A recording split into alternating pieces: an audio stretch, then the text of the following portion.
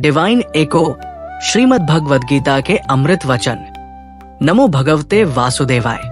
शुभ दिन के इस पावन क्षण में आपका स्वागत है डिवाइन एको पर, जहां हम श्रीमद् भगवद गीता के गूढ़ रहस्यों को सरल, सहज और भावपूर्ण ढंग से समझने का प्रयास करते हैं। आज हम अध्याय 11 विश्वरूप दर्शन योग का गहन अध्ययन करेंगे। ये अध्याय वह दिव्य क्षण है जब श्री कृष्ण ने अर्जुन को अपने विराट स्वरूप का साक्षात्कार कराया, जिससे अर्जुन का सारा संशय मिट गया। लेकिन सोचिए, क्या हम भी अर्जुन की तरह कभी भ्रमित हुए हैं? क्या हमने भी सोचा है कि ईश्वर का वास्तविक स्वरूप क्या है?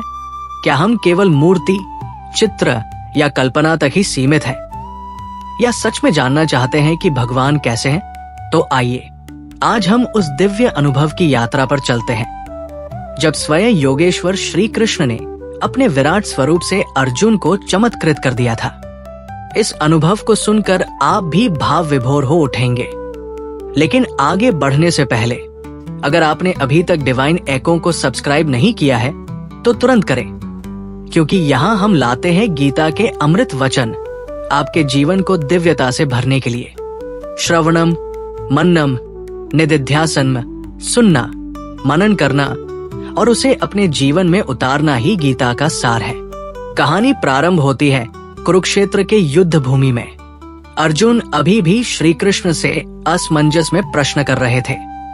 हे केशव, आप कहते हैं कि आप परमेश्वर हैं।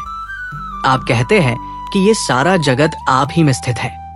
आप ही इसके कर्ता, कारण और नियंता है। किंतु मैं आपको अपने नेत्रों से देख नहीं पा रहा। कृपया मुझे वो दिव्य दृष्टि दे जिससे मैं आपके वास्तविक स्वरूप का दर्शन कर सकूं। श्री कृष्ण मुस्कुराए और बोले, पश्चिमे योगमैश्वर्यम। हे पार्थ, देखो मेरी ईश्वरीय योग शक्ति को। ये कहते ही श्री कृष्ण ने अर्जुन को दिव्य दृष्टि प्रदान की, और जो अर्जुन ने देखा वो शब्दों से परे था। विराट रूप का अद्भुत दृश्य, संपूर्ण ब्रह्मांड उनके विराट रूप में समाहित था। अनगिनत मुख, अनगिनत नेत्र, अनगिनत हाथ और अनगिनत स्वरूप। हजारों सूर्य के तेज से भी अधिक प्रकाशमान उनका रूप। देवता, ऋषि मुनि, सिद्ध पुरुष सभी उनके भीतर समाहित थे। अर्जुन भय और आश्चर्य से कांप उठे। उन्होंने देखा दिशाएं लुप्त हो गई हैं। समय भी इस विराट रूप के आगे नगण्य लग रहा है। देवता उनकी स्तुति कर रहे हैं। गंधर्व, यक्ष, किन्नर सभी स्तंभित है। महाकाल रूप में भगवान अपने भीतर सब कुछ समेट रहे हैं।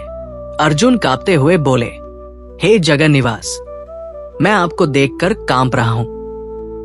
आपका ये रूप भयानक भी है और दिव्य भी। आपके मुख में भीष्म, द्रोण, कर्ण और सभी कौरव प्रवेश कर रहे हैं। ये क्या हो रहा है? तब श्री कृष्ण बोले, कालोस्मि लोकक्षकृत प्रवृद्धो। हे अर्जुन, मैं काल हूं जो सबका संहार करता हूं। ये युद्ध पहले ही मेरे द्वारा निश्चित हो चुका है। केवल निमित्त मात्र बनकर तुम अपना धर्म निभाओ। अर्जुन को अब सारा रहस्य समझ में आने लगा। उन्होंने हाथ जोड़कर स्तुति की, हे अनंत, हे विश्वात्मा, मैं आपकी शरण में हूं। अब मैं जान गया कि आप ही आदि हैं, आप ही अंत है और आप ही संपूर्ण सृष्टि के स्वामी हैं। संवेदनशील संगीत।